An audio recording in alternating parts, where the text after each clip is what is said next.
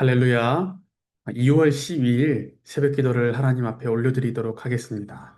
우리 기도함으로 하나님 앞에 나아가도록 하겠습니다. 하나님 아버지 감사합니다. 하나님께서 오늘 아침을 깨우시고 주님 말씀 앞에 우리를 불러주심에 감사합니다. 주님 하루를 말씀으로 시작하니 잠드는 그 마지막 순간까지 주님의 말씀 안에 거하는 하루가 되게 하여 주시옵소서. 주님, 동행하는 하루가 되기 위하여 우리 스스로 깨어지고 돌아봐야 할 것들이 있습니다. 주님, 사람의 메시지가 아니라 사람의 목소리가 아닌 하나님의 음성을 듣는 시간이 되어 우리의 심령이 변화될 수 있는 시간이 되게 하여 주시옵소서. 예수 그리스도의 이름으로 기도드립니다. 아멘. 오늘 말씀은 사사기 10장 6절에서 16절 말씀입니다. 우리 공동체 성경 읽기로 말씀을 함께 듣도록 하겠습니다.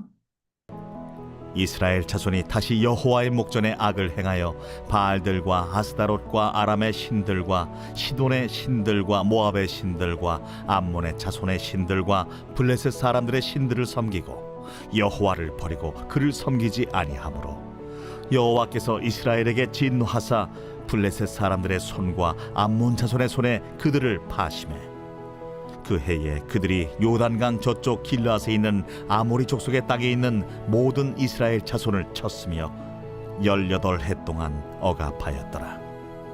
암몬 자손이 또 요단을 건너서 유다와 베냐민과 에브라임 족속과 싸움으로 이스라엘의 곤고가 심하였더라.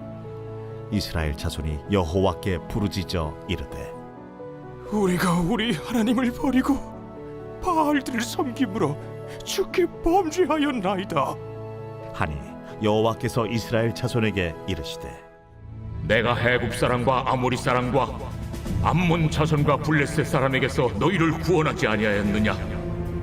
또 시돈 사람과 아말렉 사람과 마온 사람이 너희를 압제할 때에 너희가 내게 부르짖음으로 내가 너희를 그들의 손에서 구원하였거늘 너희가 나를 버리고 다른 신들을 섬기니 그러므로 내가 다시는 너희를 구원하지 아니하리라. 가서 너희가 택한 신들에게 부르짖어 너희의 환난 때에 그들이 너희를 구원하게 하라 하신지라. 이스라엘 자손이 여호와께 여쭈되 우리가 범죄하였사오니 주께서 보시기에 좋은 대로 우리에게 행하시려니와 오직 주께 구하옵나니 오늘 우리를 건져내옵소서. 하고 자기 가운데에서 이방 신들을 제하여 버리고 여호와를 섬기매 여호와께서 이스라엘의 곤고로 말미암아 마음에 근심하시니라. 아멘. 오늘 이스라엘의 이야기는 아주 암울하고 또 지긋지긋한 감정이 떠오르는 문장과 함께 시작이 됩니다. 시작부터 아주 무겁고 또 이 이야기인가 싶을 정도로 지긋지긋한 이야기가 반복이 됩니다. 우리 본문의 6절을 보면 이스라엘 자손이 다시 여호와의 목전에 악을 행하여라고 소개됩니다. 여기서 이 다시는 다시 그냥 반복된다라는 말만 있는 것이 아니라 점점 더 부풀어 오르고 커진다라는 의미를 함께 담고 있습니다. 이스라엘은 또 다시 하나님께서 사사를 통해 건져 주셨음에도 불구하고 다시 더 험하게 이방 신들을 쫓아 살기 시작합니다. 이 아스타롯과 아람 신들과 시돈의 신들과 모압의 신들과 암몬 자손의 신들과 블레셋 사람들의 신들을 섬기고 여호와를 버리고 그를 섬기지 아니함으로라고 소개됩니다. 저는 개인적으로 성경을 읽어 나갈 때 또 성경을 통독하기 시작했을 때 가장 힘 빠지고 머리가 어지러운 문장이 다시 한번 또 다시 우상을 섬겼다라는 말이었습니다. 맨 처음에 이 특히 출애굽기를 지나갈 때만 해도 이스라엘이 많이 연약하구나. 아이고 참 또 넘어졌네. 참 부족하다라는 연민이 들다가도 이후에는 어느 순간 저도 모르게 욱하는 감정이 올라오게 돼. 에이 또? 아이고 또 정신 못 차리고 또? 그래서 그런지 이 우상을 섬긴다라는 말을 자세히 들어가 보면 더 진절머리가 나는 의미들이 있습니다. 왜냐하면 구약에 많은 경우에 우상을 섬기는 이유는 크게 두 가지 정도로 나뉘게 됩니다. 첫 번째는 그들의 종교가 주는 풍족함입니다. 이방 종교들이 주는 풍족함이 분명히 있었어요. 오늘 본문 14절에서 하나님께서 너희가 택한 신들에게 가서 말하라 라고 말할 때 너희가 택한 이라고 번역된 빼하르템은 이 룻게서에 나오는 나오미처럼 가뭄과 흉년 때문에 어쩔 수 없이 이주를 했어. 내가 지금 형편이 어려워서 하는 수 없이 이방 종교, 이방 지역으로 내가 이사 간 거야라는 그런 연민이 가득한 또 후회하면서 나오는 선택이 아닙니다. 여기서 이 빼하르템은 계산기를 두들겨 보고 수지타산을 다 따져보고 그래, 내가 이거는 후회하지 않을 선택이야. 내가 분명히 신중하게 선택했어. 라는 것을 의미합니다. 너희가 택한 신들은 이라고 얘기할 때 하나님께서 너네 다 계산해 봤잖아. 너네 이미 시뮬레이션 다 돌려봤잖아. 이들이 어쩔 수 없이 유혹에 빠져서 실수로 바알을 섬기는 사람이 된 것이 아니라 이들은 현재 내가 이스라엘 땅에 살지만 이 풍요와 다산의 신을 일주일에 한 두 번씩 더 섬기면 내 자식도 배부르고 다른 국가에 있는 문화 또 물건도 받아올 수 있겠고 아주 이득이 많이 되겠네 라면서 이 계산기를 두들겨 바알을 믿기로 결단한 것입니다. 그들은 바알을 믿기로 결단하고 따라간 것이에요. 또 한 가지 이유는 이 이방 신들을 따라가는 데의 이유 중에 또 한 가지는 하나님을 믿는 신앙의 거룩함과 너무 차원이 다르게 너무 이 저급할 정도로의 신앙에 있어서 쾌락을 따라갈 수 있기 때문입니다. 내가 종교 생활을 하고 내가 이 신을 섬기면 내 쾌락이 충족되는 것이 다른 종교였었어요. 어, 제가 개인적으로 이 신학교에서 공부를 할 때 고대 근동 역사를 공부하면서 아주 흥미로운 사실들을 발견한 적이 있었는데 여호와를 믿는 신앙의 차원, 그 차원의 도덕적인 것, 윤리적인 것, 인권에 대한 것, 노예에 대한 것, 여성에 대한 것들이 정말 이 시대에서 읽어도 부족함이 없을 정도로 그 당시에 다른 종교랑 비교해 보면 차원이 다를 정도로 높은 가치를, 높은 밸류를 이야기를 합니다.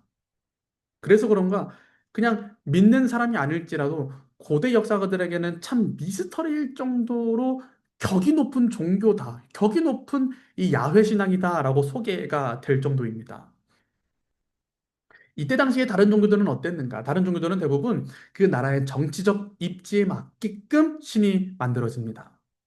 농경 사회에서는 그들의 신이 농사를 풍요롭게 해주는 신입니다. 그래서 내가 제물을 드리고 제사를 드리고 내가 이만큼 기입하면 take 할 수 있는 이만큼 드리면 이만큼 주고 이만큼 또 음란하고 이 타락한 모습들을 잘 보여주면 그 신을 내가 이 음란한 행동들을 통해서 만족을 시키면 또 그것에 대한 자연의 축복이 온다라고 믿었었죠. 우리가 믿는 하나님은 어땠나요? 우리가 알고 있는 구약의 성경 속에서 하나님은 거룩하라. 내 아내의 것을 탐내지 말아라. 살인하지 말아라. 미워하지, 시기하지 말아라. 하나님의 계획 아래에서 그 축복을 누리는 것에 비해 다른 종교로 가면 내가 내 쾌락대로 잘 누리기만 하면 내가 정말로 더 이 신을 내 쾌락으로 만족시키면 그 신이 나에게 만족하고 풍요를 준다라는 신앙을 따라가게 되는 거예요. 하나님을 섬기면 내가 노예도 마음대로 할 수 없고 여성을 함부로 대할 수는 없지만 바알을 섬기면 내 마음대로 내 정욕대로 할 수 있었습니다. 그게 그들에게 신앙이었었어요. 이러한 이유들 때문에 이들은 어느 순간 정신 차려보니 다른 신을 섬기는 유혹에 그저 빠져버린 것이 아니라 하나님이 아닌 다른 신을 섬기기로 결단하여 옮기게 된 것이죠. 하나님께서는 이들의 행동에 진노하셨습니다. 그래서 진노하셔서 하신 행동이 무엇이냐? 보호의 손길을 놓으신 겁니다. 그들을 꽉 붙들고 있고 감싸주고 있던 손을 그저 놓으신 것이죠. 하나님의 가장 무서운 진노가 그들이 각기 속에는 옳은 대로 행하였노라. 하나님께서 그들의 마음대로 행할 수 있도록 풀어주었다, 자유를 주었다라는 건 아니겠습니까? 그 결과 이스라엘은 자신들이 하나님을 버리고 섬긴 바알 신의 통치에 있는 그 블레셋과 암몬 지역에게 공격을 받습니다. 그 지역에 있는 신들에게 가서 헌신했더니 또 봉사했더니 그 지역에 있는 그 백성들이 이스라엘들을 공격하기 시작한 거예요. 참 아둔하고 미련하죠. 그렇게 얼마나 고통을 받았나요? 8년입니다. 8년이란 시간 동안 괴로움을 받습니다. 8년이란 시간 동안. 야, 이게 참 1년을 한번 이렇게 당하고 괴롭힘을 당하면 우리가 하나님을 떠나서 그런 거구나. 아유, 우리 반성해야겠다. 이러면 안 되는데 이럴 법도 한데 8년이라는 시간 동안 괴롭힘을 당하고 요단강을 건넜을 때, 야, 그들이 그 마지막 마지노선을 건넜을 때, 이 6.25 전쟁 때 그 낙동강 전선을 넘었을 때, 목에 칼이 들어왔을 때, 10절에 보면 그제서야, 그때야 이스라엘 자손이 주님께 부르짖기 시작합니다. 왜 이렇게 이 미련하고 아둔한 선택을 포기하지 못했을까요? 우리도 우리의 삶을 보면 그런 모습들을 종종 보게 됩니다. 아유, 진작에 그랬어야지. 진작에 돌이켰어야지. 진작에 빠져나왔어야지. 진작에 끊었어야지. 진작에 그 인간관계를 끌어냈어야지. 왜 그렇게 질질 끌었어? 우리 사람들에게는 현상 유지 편향이라는 말이 있습니다. 현상 유지 편향. 예를 들면 이런 거예요. 의사가 이런 증상을 미뤄봤을 때 한번 검사를 해보는 게 좋을 것 같아요. 큰 병원에 가서 한번 시간 날 때 검사를 해보세요. 지금은 미미할지 몰라도 나중에 되면 큰 병이 될 수도 있습니다. 라고 했을 때 객관적으로 또 과학적으로 생각해 보면 이게 정말로 안 좋은 병이면 내가 빨리 가서 지금 검사를 받고 치료하는 게 낫겠다가 정답이고 맞는 말입니다. 그런데 이상하게도 자기 혼자서 그 일을 결정해야 되고 생각해야 될 때, 이게 정말 안 좋은 병이면 어쩌지? 내 인생이 모두 무너져 버리면 어쩌지? 내가 지금 무너지면 우리 가족들은 어떠지? 그런 심리 때문에 그 검사하러 가는 것을 계속 미루는 거예요. 나중에 1년만 있다가 자식들 다 결혼하고 나면 그때 치료받자. 그때 하자. 이렇게 판단이 흐려져서 결국엔 큰 병으로 돌아오게 되는 일들을 우리가 종종 발견하게 됩니다. 그 현상을 유지하는 것이 당장의 안락함을 위함인 것이죠. 이스라엘 백성들은 어땠나요? 그들 역시 이미 오랜 시간 바알 신과 아세라 신을 따르는데 익숙한 사람이 벌써 되었어요. 그 종교를 통해 몸과 마음과 생각과 신앙의 모든 습관과 자신의 문화들이 모두 음란하고 편안하고 정욕에 따라가는 데 익숙해져 있고 또 그냥 그 신들에게 give and take를 해서 내가 얻을 것을 얻고 드릴 것을 드리는 그 신앙에 너무나도 익숙해져 있는 그 쾌락에 젖어 있는 생활들이 익숙해져 있는데 그것을 떠나기로 결정하기가 쉽지 않았던 거예요. 언제 그것이 결정되었는가? 적들이 내 문 앞에 왔을 때, 요단강을 건넜을 때 결단하게 됩니다. 사랑하는 성도 여러분, 우리가 부흥회를 가면 종종 또 이런 이야기를 듣게 돼요. 잠들어 있는 영혼을 깨우십시오. 목소리도 되게 걸걸하게 많이들 말씀하세요. 잠들어 있는 영혼을 깨우십시오. 사실 이게 말이 쉽습니다. 이게 보이지도 않는 영혼을 막 이렇게 흔들어 깨울 수도 없고 거기다가 그냥 물을 끼얹을 수 있는 노릇도 아닌데 아니 잠들어 있는데 어떻게 그걸 깨우나. 아마 이 설교를 듣는 어느 누구도 새벽 3시 25분에 정확히 눈이 떠져라 나의 몸아 라고 100번을 외치고 자더라도 그 시간에 알람 하나 맞춘 것 없이 정확하게 그 시간에 눈을 땅 뜰 수 있는 사람은 아마 없을 것입니다. 오늘 아침에도 대부분 정해진 시간에 알람을 맞추어서 몸을 일으키신 분들이 많겠죠. 누군가가 어떤 장치가 깨워줘야 인간은 스스로 깨울 수 있습니다. 잠을 이길 수 있는 사람은 없는 것이죠. 여러분, 그래서 어, 우리는 우리의 영혼을 깨울 다른 힘이 필요합니다. 우리의 영혼을 깨울 제3자가 필요합니다. 우리는 스스로 깨우쳐 하나님을 찾을 수 없는 영혼들입니다. 우리를 깨울 수 있고 흔드실 수 있고 새롭게 하실 수 있는 분이 우리 안에 있는 것을 깨달음으로써 우리가 알 수 있는 것이 아니라 이치를 깨달았다 해서 할 수 있는 것이 아니라 오직 성령님께서 우리 안에 오실 때에 가능한 것입니다. 오늘 아침에도 기도하실 때 제3의 영혼이 제3의 주권자 되신 성령님이 다시 한번 우리 안에 자리 잡을 수 있는, 다시 한번 우리 안에 있는 잠들어 있는 영혼 잠들어 있어 이젠 더 이상 무뎌진 부분들을 깨울 수 있는 역사가 있기를 소원합니다. 이스라엘 백성들이 그렇게 후회하고 눈물이 흘리면서 하나님을 부르짖을 때에 하나님께서 딱하다 내 새끼들 하신 것이 아니라 굉장히 단호하고 무섭게 말씀하십니다. 사사기 10장 11절에서 14절 말씀입니다. 여호와께서 이스라엘 자손에게 이르시되 내가 애굽 사람과 아모리 사람과 암몬 자손과 블레셋 사람에게서 너희를 구원하지 아니하였느냐? 또 시돈 사람과 아말렉 사람과 마온 사람이 너희를 압제할 때에 너희가 내게 부르짖음으로 내가 너희를 그들의 손에서 구원하였거늘 너희가 나를 버리고 다른 신들을 섬기니 그러므로 내가 다시는 너희를 구원하지 아니하니라. 가서 너희가 택한 신들에게 부르짖어 너희의 환난 때에 그들이 너희를 구원하게 하라 하신지라. 하나님께서 그들의 죄를 정확하게 집어 주십니다. 너희들 지금 무슨 짓을 한지 알아? 내가 이방 나라와 신들로부터 너희를 구원했는데 너희는 그들에게 다시 기어 들어가서 또 머리를 숙이고 그들을 섬기고 그들에게 제사를 드려놓고 이제 와서 나에게 다시 구원해 달라고? 나는 그러지 않겠다. 다시는 내가 너희를 구원하지 않겠다. 가서 그 신들에게 가서 살려달라고 빌어라. 가서 빌어라. 참 무서운 얘기입니다. 이게 단순히 하나님께서 경고성 발언이 아니라 그 너머로 정말 하나님께서 이제는 내가 너희를 포기하겠다라는 말씀으로 들리기도 합니다.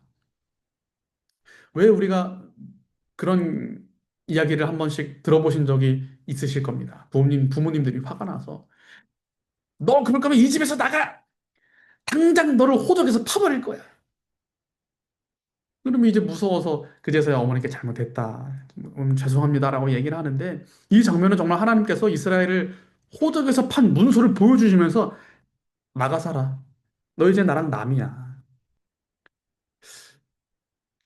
하나님과 남이 된다라는 감정 느껴보신 적 있으십니까? 하나님과 남이 된다. 하나님과 남이 된다.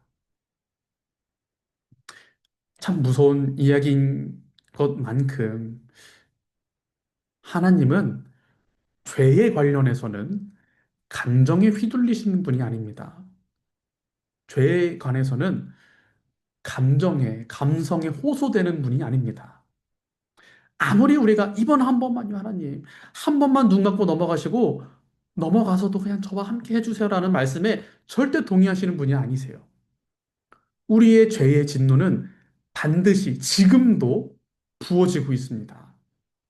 다만 그 부어지는 대상이 그리스도의 십자가에 부어졌던 것 뿐이죠.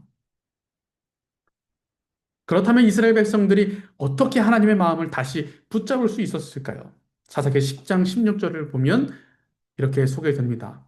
자기 가운데서 이방 신들을 제하여 버리고 여호와를 섬기매 여호와께서 이스라엘의 권고로 말미암아 그 마음에 근심하시니라.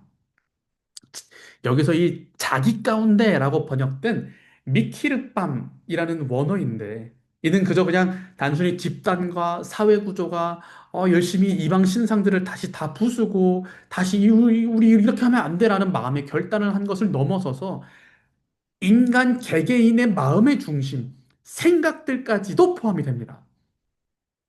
모든 마음의 중심과 마음의 생각들까지도 포함이 됩니다. 즉, 이스라엘 백성들이, 아유, 우리 잘못했습니다. 잘못했다. 우리 빌자라는 것에서 멈춘 것이 아니라, 그저 우상들을 보이지 않게끔 만들어 놓은 것에 그친 것이 아니라 마음속 깊은 곳까지 내가 하나님을 버렸구나.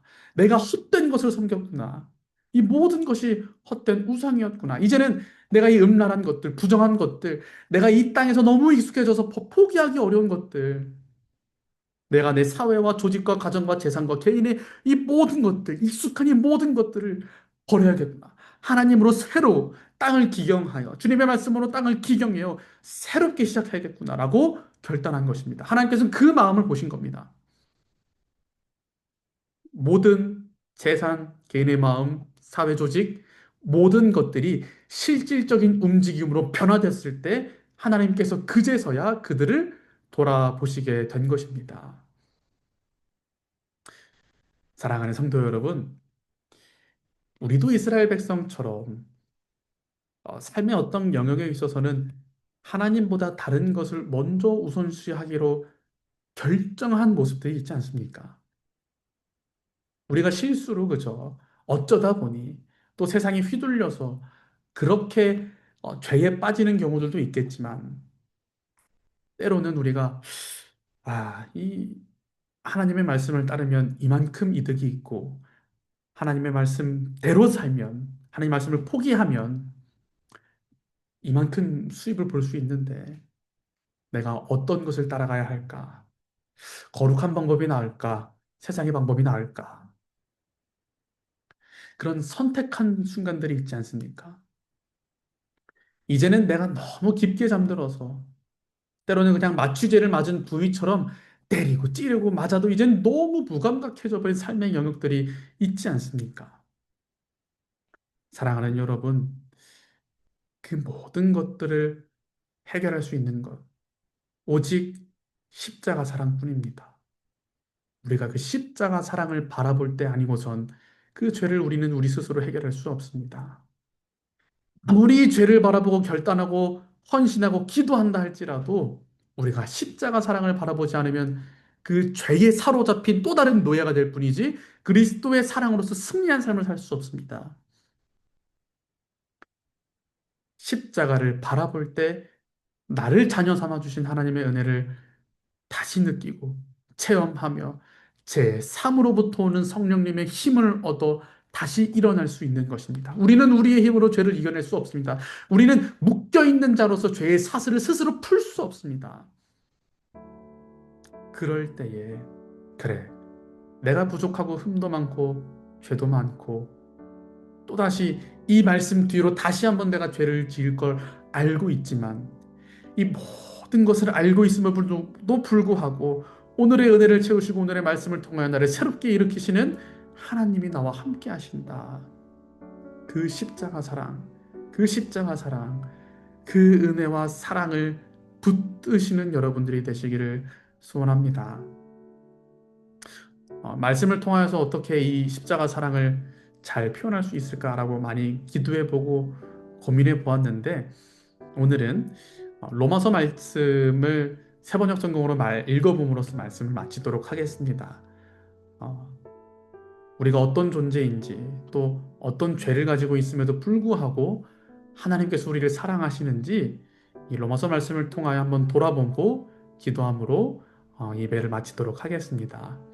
말씀을 읽으실 때 많은 은혜가 함께 하시기를 소원합니다. 나는 내가 원하는 선한 일은 하지 않고 도리어 원하지 않는 악한 일을 합니다. 내가 해서는 안 되는 것을 하면 그것을 하는 것은 내가 아니라 내 속에 자리를 잡고 있는 죄입니다. 여기에서 나는 법칙 하나를 발견하였습니다. 곧 나는 선을 행하려고 하는데 그러한 나에게 악이 붙어 있다는 것입니다. 나는 속사람으로는 하나님의 법을 즐거워하나 내 지체에는 다른 법이 있어서 내 마음의 법과 맞서서 싸우며 내 지체에 있는 죄의 법에 나를 포로로 만드는 것을 봅니다. 나는 비참한 사람입니다. 누가 이 죽음의 몸에서 나를 건져주겠습니까? 우리 주 예수 그리스도를 통하여 나를 건져주신 하나님께 감사를 드립니다. 그러니 나 자신은 마음으로는 하나님의 법을 섬기고 육신으로는 죄의 법을 섬기고 있습니다. 여러분은 또다시 두려움에 빠뜨리는 종살이의 영을 받은 것이 아니라 자녀로 삼으시는 영을 받았습니다. 그래서 우리는 그 영으로 하나님을 아빠, 아버지라고 부릅니다. 바로 그때에 그 성령이 우리의 영과 함께 우리가 하나님의 자녀임을 증언하십니다. 자녀이면 상속자이기도 합니다. 우리가 그리스도와 함께 영광을 받으려고 그와 함께 고난을 받으면 우리는 하나님이 정하신 상속자요, 그리스도와 더불어 공동 상속자입니다. 이와 같이 성령께서도 우리의 약함을 도와주십니다. 우리는 어떻게 기도해야 할지도 알지 못하지만 성령께서 친히 이루다 말할 수 없는 탄식으로 우리를 대신하여 간구하여 주십니다. 사람의 마음을 꿰뚫어 보시는 하나님께서는 성령의 생각이 어떠한지를 아십니다. 성령께서 하나님의 뜻을 따라 성도를 대신하여 간구하시기 때문입니다. 그렇다면 이런 일을 두고 우리가 무엇이라고 말할 수 있겠습니까? 하나님이 우리 편이시면 누가 우리를 대적하겠습니까?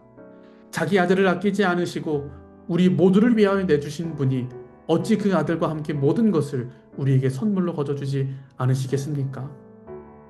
하나님께서 택하신 사람들을 누가 감히 고발하겠습니까? 의롭다 하신 분이 하나님이신데 누가 감히 그들을 정죄하겠습니까? 그리스도 예수는 죽으셨지만 오히려 살아나셔서 하나님의 오른쪽에 계시며 우리를 위하여 대신 간구하여 주십니다. 누가 우리를 그리스도의 사랑에서 끊을 수 있겠습니까? 환난입니까? 곤고입니까? 박해입니까? 굶주림입니까? 헐벗음입니까? 위협입니까? 또는 칼입니까? 성경에 기록한 바 우리는 종일 주님을 위하여 죽임을 당합니다. 우리는 도살당한 양과 같이 여김을 받았습니다 한 것과 같습니다. 그러나 우리는 이 모든 일에 있어 우리를 사랑하여 주신 그분을 힘입어서 이기고도 남습니다. 나는 확신합니다. 죽음도 삶도 천사들도 권세자들도 현재일도 장래일도 능력도 높음도 깊음도 그 밖에 어떤 피조물도 우리를 우리 주 예수 그리스도 안에 있는 사랑, 하나님의 사랑에서 끊을 수 없습니다. 아멘. 하나님 아버지 감사합니다.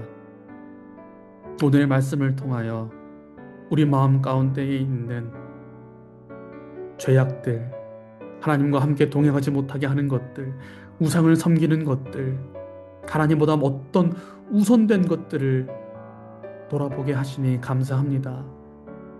주님, 우리는 심히 연약하고 잠들어 있는 자와 같고 묶여 있는 자와 같아서 우리 스스로를 해방시킬 수 없고 스스로의 힘과 능력으로는 이 죄악을 해결할 수 없습니다. 주여, 그때에 주님께서 우리의 죄를 위하여 십자가에 달려 죽으시고 부활하셨으니 또한 그 영을 우리에게 선물하셔서 우리 마음 가운데에 새로운 심령을 허락하셨사오니 주여, 우리가 가지고 있는 모든 익숙한 것들, 익숙한 죄악들, 세상의 방법들을 하나님 앞에 내려놓으니 주여, 성령으로 우리를 새롭게 하여 주시옵소서.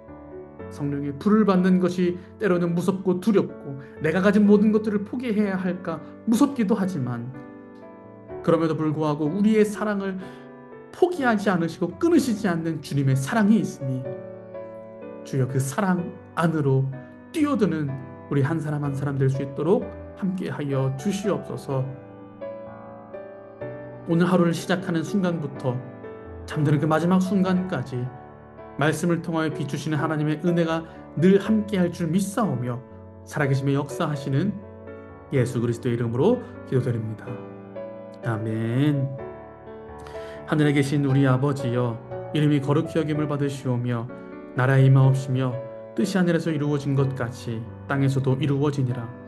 오늘날 우리에게 럴 양식을 주시옵고 우리가 우리에게 죄 지은 자를 사하여 준 것 같이 우리 죄를 사하여 주시옵고 우리를 심에 들게 하지 마시옵고 다만 악에서 구하시옵소서.